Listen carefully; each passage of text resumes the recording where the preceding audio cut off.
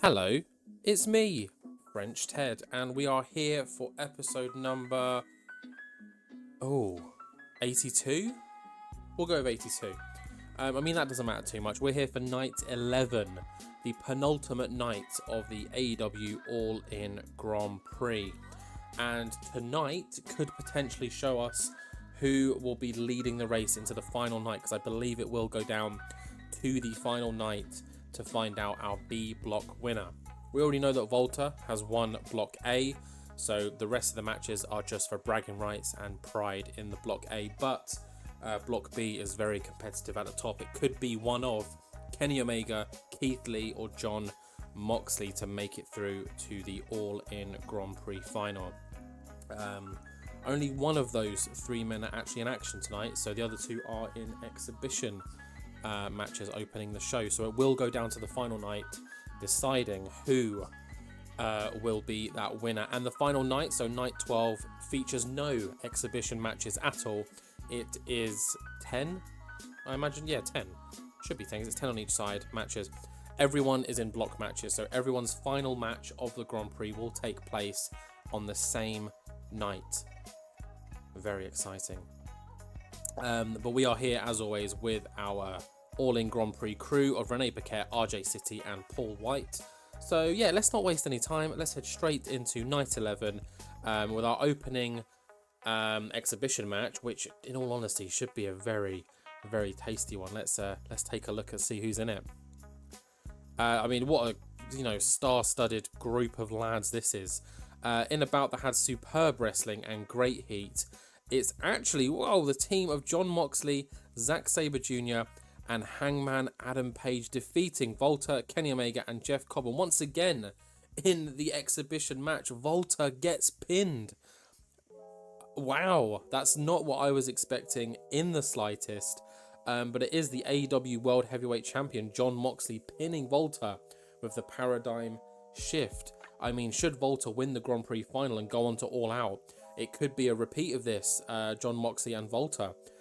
Or it could be a repeat of this in a week's time if Jon Moxley should win Block B. But wow, was not expecting Volta to be the one to eat the pin or this team to really lose. They seem pretty strong.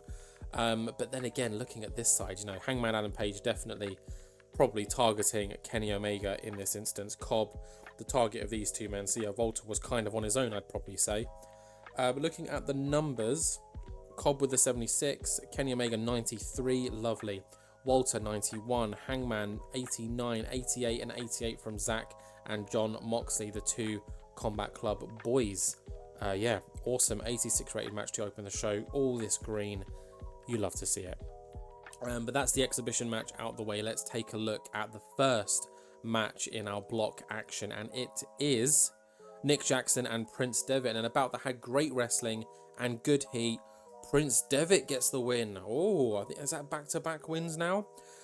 He defeats Nick Jackson by submission with the Fujiwara armbar. 76 rated match, not the best, but looking here, Nick Jackson with an 88. But it wasn't enough to defeat Prince Devitt, who only got a 75.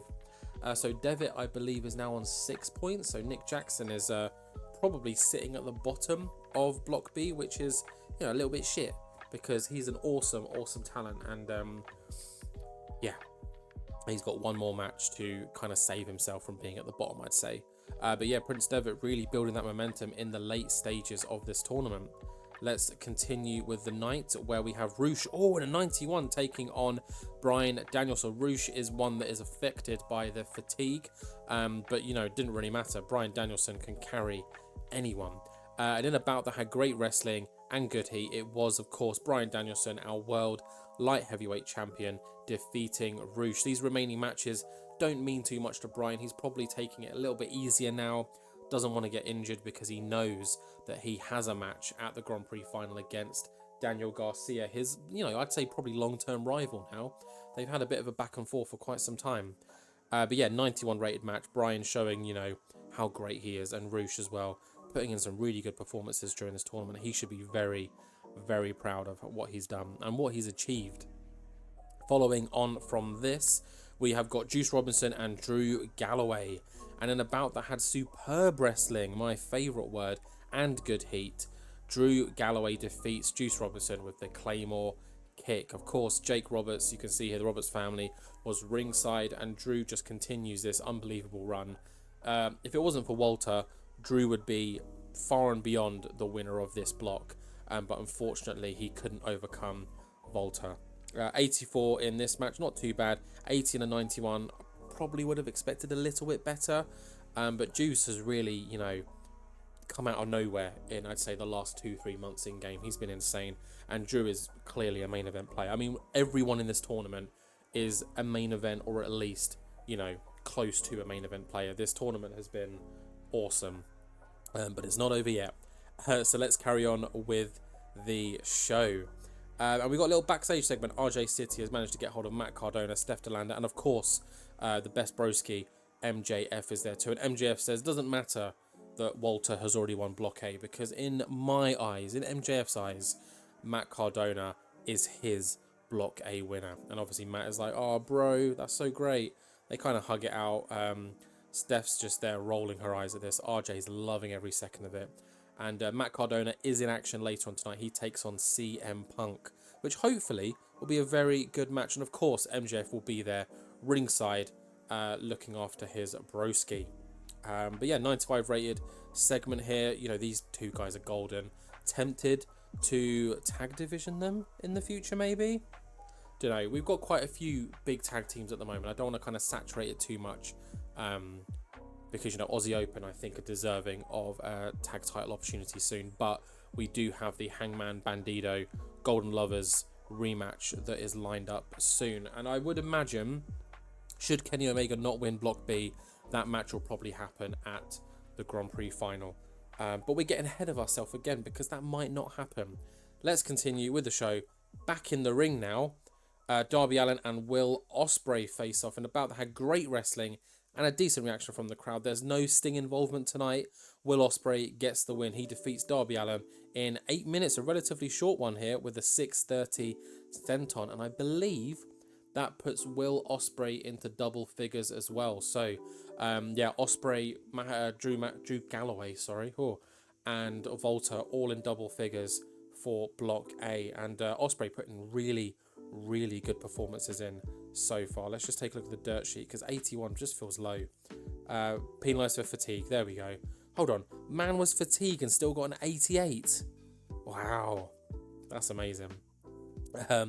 Moving on, we've got Bandido and Miro, who haven't had the best of luck in this tournament. And it looks like Bandido's bad luck continues. And about that had good wrestling and a decent reaction from the crowd.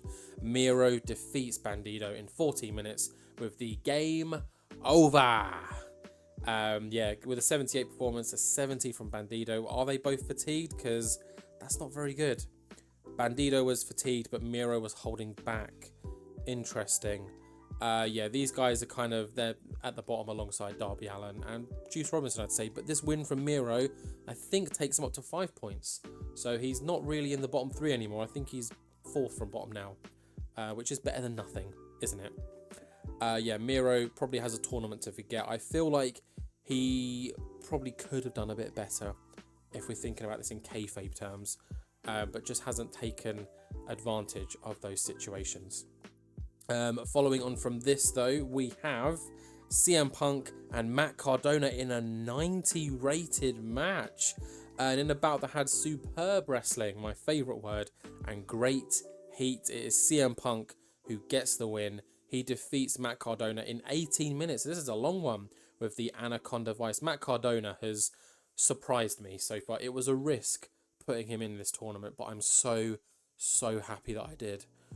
He's someone that I wanted in AEW for a really long time, but I kind of wanted to sit with realism as long as possible with AEW. But now we're like over a year in now. This is when I can have some fun. The rosters are going to, evolve, I'd say. And Matt Cardona is definitely someone who I've got big plans for. But yeah, 90 rated match. Unfortunately, he doesn't get the win now. So I think he stays on 6. I think CM Punk now goes up to 9 points, I think. We'll double check at the end. I should stop guessing the points, to be honest.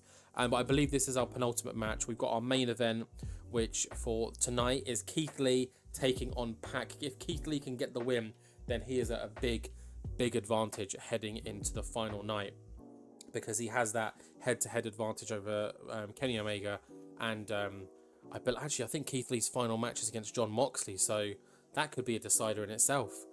But yeah, let's stop wasting time looking at CM Punk and Matt Cardona. Post-match though, CM Punk grabs the mic and just says, tomorrow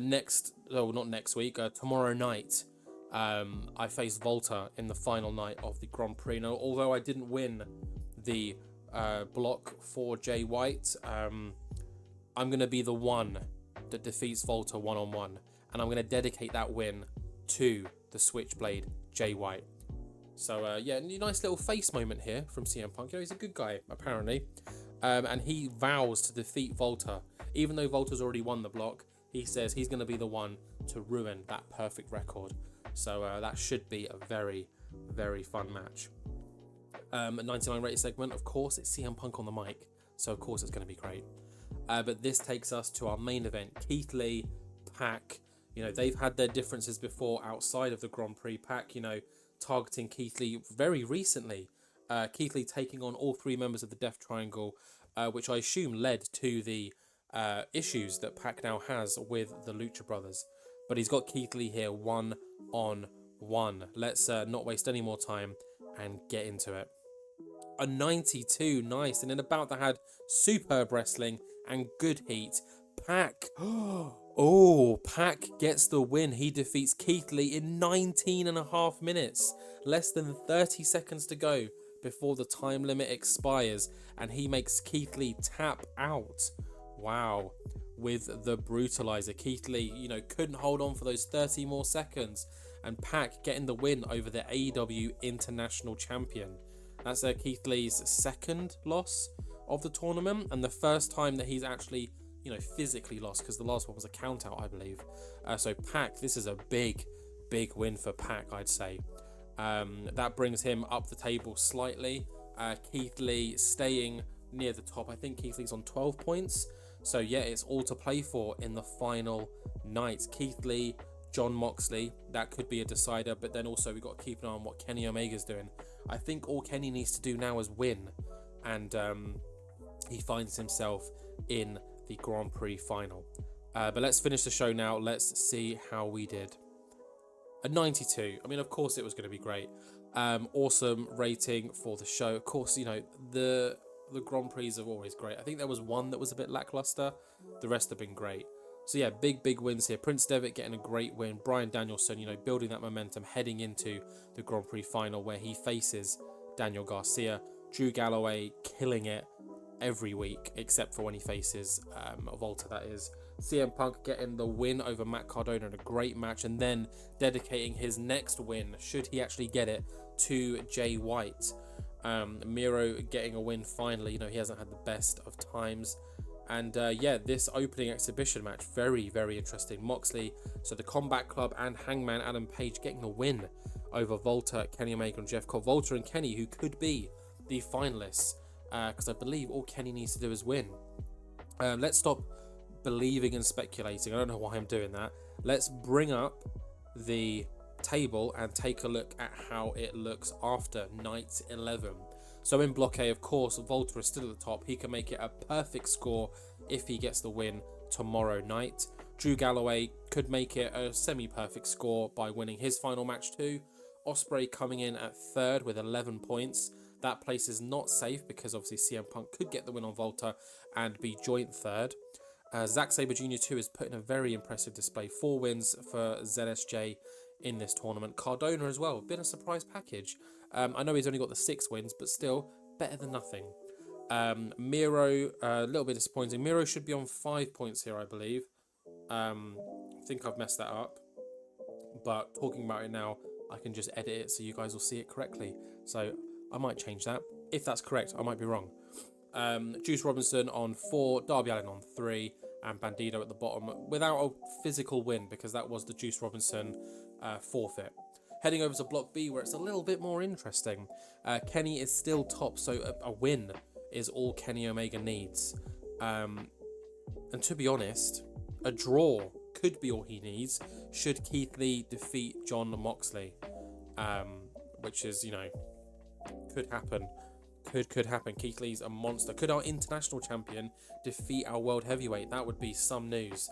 But Jon Moxley is second at the moment. Jon Moxley needing a win and hoping that Kenny loses. Yeah, that's what he needs. Keith Lee, though, needing a win and needing Kenny to lose. And if they draw on points, Keith Lee will win the block because of the head-to-head nature. So Keith Lee could still easily become... Well, I say easily. He's got to beat the World Heavyweight Champion and Kenny Omega has to lose. So Kenny's match, I believe, is against Jeff Cobb. Or 1 second, need to sneeze. I'll edit that out. Actually, no, I won't. Screw it. Pac with 9 points. Joint with Bryan Danielson on 9 points as well. Prince Devitt storming up in the last few weeks with 6 points. Rosh, who's put a very good performance in so far with 5. And then sitting at the bottom, we've got Jeff Cobb, who started off really well and then kind of like, you know, fell down. Hangman Adam Page, who has just done terribly. And then Nick Jackson, who again has put in some amazing performances, but not been able to deliver that pin or submission when it matters the most. But that is it for night 11. We are one more night away from finding out who our Grand Prix finalists are. We already know it's Volta, and then it could be any one of Kenny Omega, Jon Moxley, and Keith Lee. And the only way to find out who that is by tuning into the next one, which I'm very excited about. Every single person you see on this page has a match, a singles match, a block match. So, you know, people are going to chop and change. There's going to be some drama. There's going to be a lot of fatigue. But yeah, very, very exciting. But that's it for this one, guys. Thank you for watching. Please like, comment, subscribe, share, and I'll see you all in the next one.